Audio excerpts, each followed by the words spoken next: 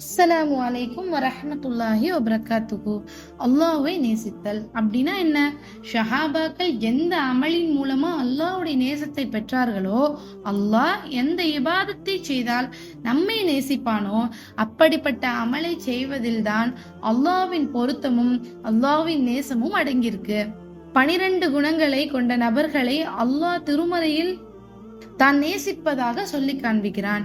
அந்த 12 நபர்களின் குணங்களில் ஒரு குணமாவது நம்மிடம் இருக்கா அப்படின்னு சோதனை செய்து திருந்தி வாழ முயற்சிப்போமாக.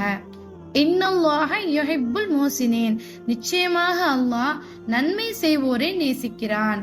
இன்னல்லாஹ யுஹிப்புத் தவ்வாபீன, நிச்சயமாக அல்லாஹ் பாவங்களை விட்டு மீள்பவரை நேசிக்கின்றான்.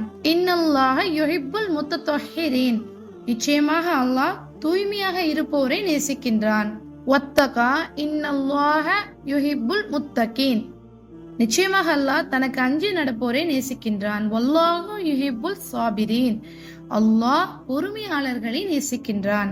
இன்னல்லாஹ யுஹிப்புல் முத்தவக்கிலீன், அல்லாஹ் தன் மீது பொறுப்பேற்படுத்துவரை நேசிக்கின்றான். இன்னல்லாஹ யுஹிப்புல் முக்ஸிதீன், நிச்சயமாக அல்லாஹ் நீதிமான்களையே நேசிக்கின்றான். وآمنوا وعملوا الصالحات ثم استقوا وآمنوا ثم استقوا وأحسنوا والله يحب المحسنين, ஈமான் கொண்டும் மேலும் நற்கர்மங்கள் செய்து கொண்டும் தங்களை பாதுகாத்து கொண்டும் ஈமானில் உறுதியாக இருந்து கொண்டும் அல்லாஹ்வை அஞ்சியவர்களாக அழகிய நன்மைகளை செய்கிறவர்களையே அல்லாஹ் நேசிக்கின்றான். இன்னல்லாஹ யுஹிப்புல்லதீன யுகாதிலூன ஃபீ சபீலிஹி சஃபா, அல்லாஹ்வின் பாதையில் போரிடுபவர்களை அல்லாஹ் நேசிக்கின்றான்.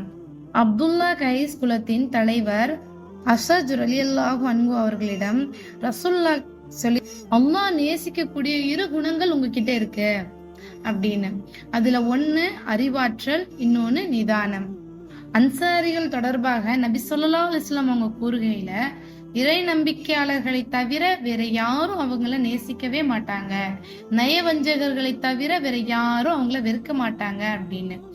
யார் அவர்களை நேசிக்கிறாங்களோ, யார அன்சாரிகளை யார் நேசிக்கிறார்களோ அவர்களை அல்லாஹ்வும் நேசிக்கின்றான். யார் அன்சாரிகளை வெறுக்கிறார்களோ அவர்களை அல்லாஹ்வும் வெறுக்கின்றான். கடைசியா 12வது குணம் என்ன அப்படின்னா, அல்லாஹ்வின் தூதர் நபி ஸல்லல்லாஹு அலைஹி வஸல்லம் அவங்க சொல்றாங்க, அல்லாஹ் இறை அச்சமுள்ள போதும் என்ற மனமுடைய குழப்பங்களிலிருந்து ஒதுங்கி வாழ்கின்ற அடியானை நேசிக்கின்றான் அப்படின்னு.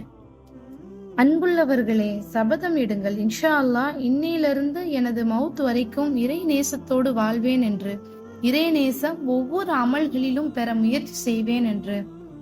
ஆக இரு உலகிலும் இறை நேசர்களாக வாழ்ந்து மரணிக்கக்கூடிய வாய்ப்பை அல்லாஹ் உங்களுக்கும் எனக்கும் வழங்குவானாக.